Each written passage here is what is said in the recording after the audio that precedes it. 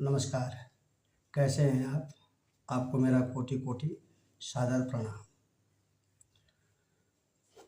दोस्तों, कहते हैं ज़िंदगी में ज़्यादा सोचना नहीं है। ज़िंदगी के बारे में ज़्यादा चिंता नहीं करनी है। मत सोचो इतना ज़िंदगी के बारे में। जिसने ज़िंदगी दी है उसने भी तो कुछ सोच समझ करके दिया होगा। और समय कर्म करने वालों का बदलता है, सोचने वालों का नहीं। कहने का तात्पर्य है, अपने कर्म पर विश्वास करो। आप कर्म ही हमारी पूजा है और कर्म से ही हम आगे बढ़ते हैं। और अच्छे कर्म जब हम करते हैं तो हमें दीर्घायु भी प्राप्त होती है। और उल्टे सुल्टे कर्म करते हैं तो उसमें क्या होता है, उस पर हमारा शरीर पर असर पड़ता है।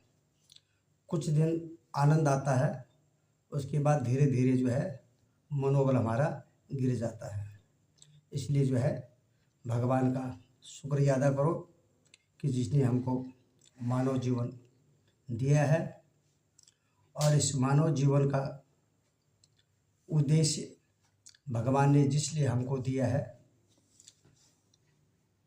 उसको पूरा तन मन भाव से उसको पूर्ण रूप से करिएगा। क्योंकि मानव जीवन बार बार नहीं मिलता है। हम आज है, कल पता नहीं है कल क्या होने वाला है। आज आदमी हंसता है, खेलता है, पता चला कल और ही कुछ हो जाता है। तो इसलिए हंसते रहे, खेलते रहे और स्वस्थ रहिए और सबको भी खुश रखने की कोशिश करिएगा। और इसी का नाम ज़िंदगी है। और हम जब ज़िंदगी में अच्छे काम करते हैं तो उन अच्छे कर्मों का फल हमें प्राप्त होता है। और हमारा जीवन हम लोग बहुत ही खुश रहते हैं। हमारा परिवार बहुत खुश रहता है, क्योंकि चिंता किसी की बात की नहीं होती है। हम लोग जब अपने कार्य को ईमानदारी से करते हैं तो उसमें चिंता करने वाली कोई बात नहीं होती है। उसमें कोई हमें अंगुली नहीं उठा सकता है। तो कर्म ऐसा रखिए, कर्म ऐसा करिए कि दूसरे को हम पर अंगुली उठाने का मौका ना मिल सके।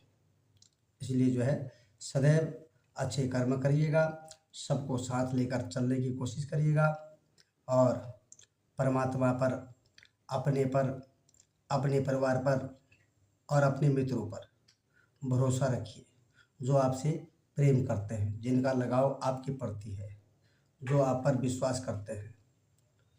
तो आप भी उन पर पूर्ण रूप से विश्वास करिएगा। और इस विश्वास के साथ अगर आप चलते हैं तो जीवन में आपको किसी भी प्रकार की कठिनाई नहीं होती है। हमारे पास सोचने के लिए कुछ बचेगा ही नहीं। हमारे पास जो बचेगा तो वो कुछ करने के लिए बचेगा और हमको आगे कुछ करने की प्रेरणा भी प्राप्त होगी। और जब हम बढ़ते हैं तो हमको बढ़ते हुए दूसरा व्यक्ति भी प्रयास करता है। उसके लिए हम प्रेरणा के स्रोत बन जाते हैं। इसलिए ईमानदारी से अपने कार्य को करना चाहिए, ज़्यादा सोचना नहीं चाहिए। ज़्यादा सोचने से क्या होता है, शरीर हमारा कमज़ोर पड़ जाता है, स्वास्थ्य में विकार आ जाती है, शारीरिक पीड़ा कष्ट हमें कमज़ोर कर देते हैं, जिससे हमारा मनोबल गिर जाता है। तो अपने मनोबल को बढ़ाने के लिए हमेशा अच्छे कर्मों को करिए और अच्छे कर्म के साथ चलिए। और निसंदेह हमें पूर्ण रूप से हमारा जीवन सफल होगा। और भगवान से हमेशा जुड़ा रहे, भगवान के प्रति अपनी आस्था, अपना लगाव सदैव बनाए रखें, जिससे हमें भगवान का आशीर्वाद मिलता रहेगा। जो भी हम कार्य करते हैं उसमें प्रभु की दया दृष्टि कृपा बनी रहती है। भगवान के बगैर कुछ नहीं होता है। ईश्वर की अनुकंपा बहुत ज़रूरी है। इसलिए जो है ज़्यादा सोचना नहीं है। जो ज़्यादा सोचता है वह व्यक्ति परेशान होता है। और जीवन से कभी हार नहीं माननी है। हमेशा जो है निरंतर प्रयास करना चाहिए और भगवान से कभी कुछ नहीं मांगना है। हम जब अच्छे करते हैं तो अपने आप जो है हमको मिलता रहता है। हमको सिर्फ अपने काम पर, अपने कर्म पर हमें ध्यान देना होगा। किसी की निंदा, बुराई इत्यादि में हमको नहीं रहना है। कोई हमारे बारे में क्या बोलता है, क्या करता है, क्या कहता है, हमको उस पर नहीं जाना है। हमें निरंतर अपने कर्मों को, अपने कार्यों को आगे बढ़ाते रहना है।